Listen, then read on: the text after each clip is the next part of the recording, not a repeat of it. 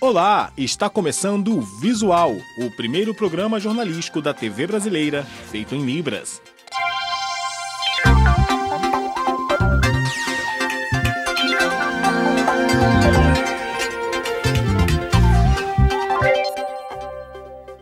Em Belo Horizonte, o projeto Arquitetura na Periferia está mudando a vida de famílias de baixa renda, ensinando mulheres a construírem suas próprias casas. Veja na reportagem. A casa da Adriana está do jeito que ela queria. Tem bastante espaço no quarto, o banheiro está azulejado e na sala conjugada com a cozinha a família se reúne. O que ninguém imagina é que a planta da casa foi desenhada pela própria Adriana. Ela participou de um projeto e aprendeu a fazer tudo, do planejamento à reforma. Eu ajudava a fazer massa, carregar, rejuntei, levantei parede. Agora eu tenho um conforto, né, para os meninos. Antigamente eles não podiam nem sentar no chão. Agora não, agora tem um piso, tem tudo. A ideia é desta arquiteta, que usou a bolsa que tinha para o mestrado para impulsionar o projeto. A ideia, desde o começo, era que o projeto pudesse ser independente de qualquer vínculo com instituições financeiras ou do governo, né? Só que, para começar, a gente precisava de um valor que serviria de microfinanciamento para as mulheres. Então, na época, eu estava no mestrado, eu estava ganhando uma bolsa da CAPES, que eu separei, né, uma parte para usar no projeto, que seria para emprestar para essas mulheres realizarem as suas obras.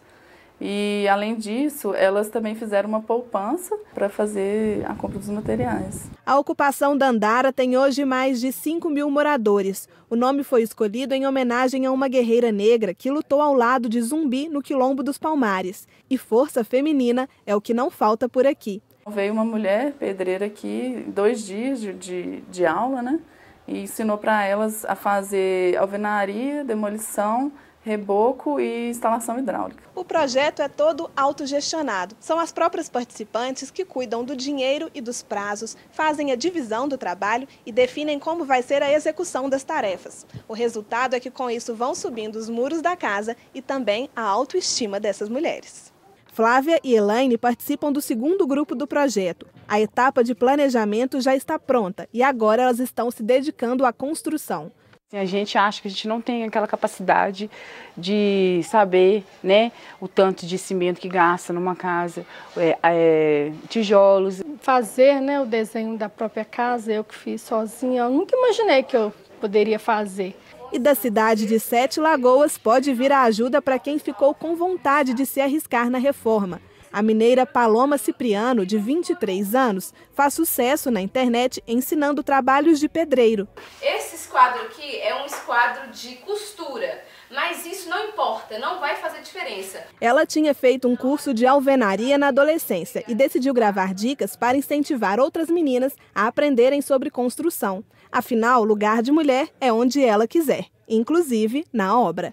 Porque é ela que vai ficar em casa, igual eu fico dentro de casa, meu esposo sai para trabalhar, entendeu? Então, como diz, as mulheres que mandam.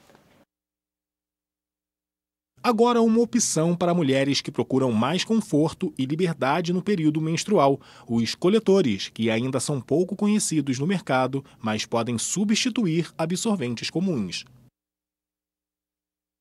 Para fugir dos incômodos dos absorventes convencionais, algumas mulheres têm optado pelos coletores menstruais. A Débora, por exemplo, utilizou o absorvente durante toda a vida. Chegou a usar o absorvente interno durante 1 ano e há 2 anos ela utiliza o coletor menstrual. Débora, por que você resolveu fazer a mudança? O que mudou na sua vida depois que você começou a usar o coletor?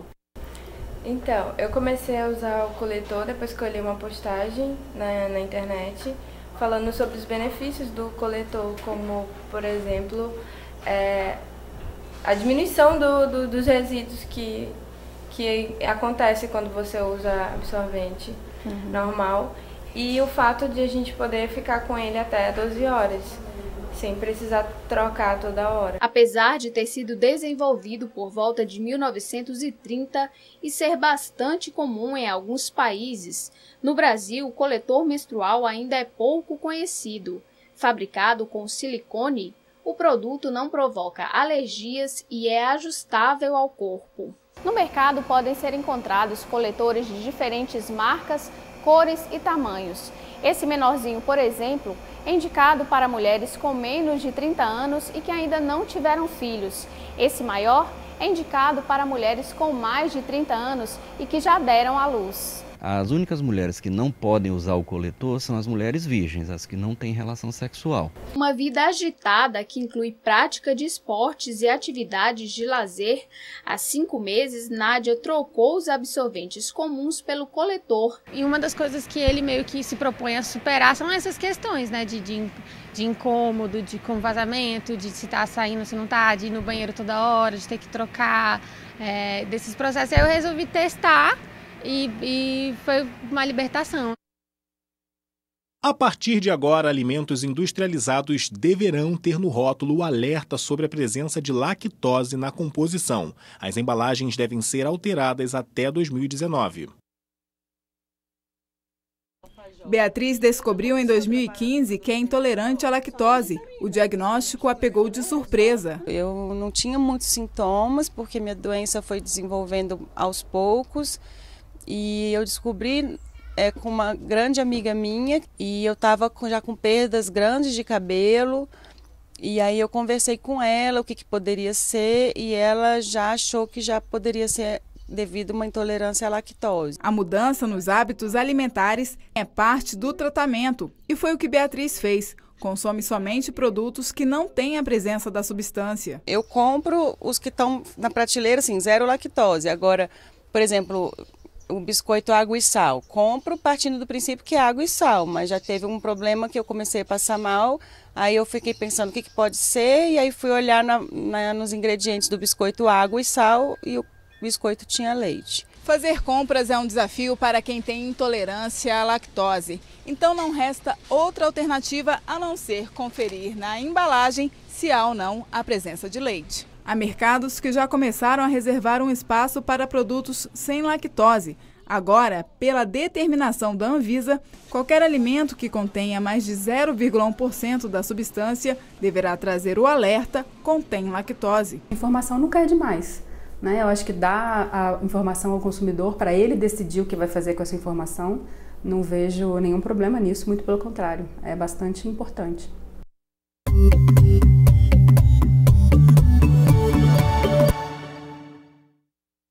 A Suécia é signatária da Convenção das Pessoas com Deficiência da ONU e conta com uma agência para a participação que fiscaliza todas as ações de acessibilidade no país. A Prefeitura de Estocolmo tem um ombudsman, aqui no caso uma ombudsman, uma ouvidora, somente para assuntos sobre as pessoas com deficiência. A ouvidora diz que o principal problema é mudar a lógica de se tratar do problema da inclusão com o assistencialismo. Segundo ela, há que se inverter esse processo, fazendo as pessoas entenderem que o importante é empoderar as pessoas com deficiência. E o país parece estar trabalhando forte neste sentido, com excelentes resultados. Olha só, lá apenas 22% das pessoas deste segmento não estão empregadas. A grande batalha hoje é retirar pessoas de internatos e outros institutos para a convivência com a sociedade. Mas, como em diversos lugares no mundo, a cidade enfrenta problemas culturais no que se refere à promoção da acessibilidade, como degraus em frente a uma maioria de lojas e estabelecimentos. Mas as políticas vão ganhando terreno, apesar de tudo, tal o empenho do poder público. A literatura sueca é de fato inclusiva, com livros em braille e livros falados. Os talking books tratam de livros inclusivos e os audiobooks são vendidos comercialmente. Eles constituem uma forte ferramenta de inclusão e toda a biblioteca sueca é obrigada a dispor desses materiais totalmente de graça. Além disso, a Suécia conta com 100 jornais diários gravados em áudio. É isso aí, vamos tentar seguir esse caminho incrível, nos espelhando nas experiências inovadoras desse país nórdico. Um abraço para você que acompanha o Visual e até a próxima! O Centro Cultural Banco do Brasil do Rio de Janeiro abriu a temporada de exposições de 2017 com as obras do artista Abraham Palatnik, um brasileiro filho de russos e que cresceu entre palestinos. A mostra celebra os 70 anos de Palatinic na cidade. A trajetória dele é contada desde a década de 40, mostrando as diferentes fases da produção. Ele nasceu em Natal em 1928 e, aos 4 anos de idade, se mudou para Tel Aviv, onde adquiriu os primeiros conhecimentos de engenharia, fundamental para o trabalho desenvolvido. Em 1947, ele retorna ao país, dessa vez para o Rio de Janeiro. Nós escolhemos realizar uma exposição, digamos, didática, onde o aspecto tanto da cronologia quanto da história biográfica e artística do Palatinic se tornassem presentes. Na primeira sala, o visitante pode conhecer o início da carreira de Palatinic, com obras figurativas. Em 1948, um momento que é divisor de águas no trabalho de Palatinic. Ele entrou em contato com obras feitas por pessoas com problemas mentais, de um projeto da psiquiatra Nise da Silveira. A partir daí, ele abandonou a pintura figurativa e começou o estilo que o consagrou, o da arte em movimento. Quando conhece esse processo desenvolvido pela doutora Nise, ele entra em crise, porque aqueles pacientes que nem se autodenominavam artistas, porque não sabiam o que significava a palavra arte, o conceito arte, pintavam de uma maneira magnífica, né? Semelhante, né, à pintura de Van Gogh, Cézanne, Matisse, os grandes mestres da arte. Depois de passar por Brasília, Curitiba, Porto Alegre e São Paulo, a exposição agora está em cartaz no CCBB do Rio de Janeiro, até o dia 24 de abril. A entrada é de graça. O Visual fica por aqui. A gente volta amanhã, às 8 da manhã. Tchau!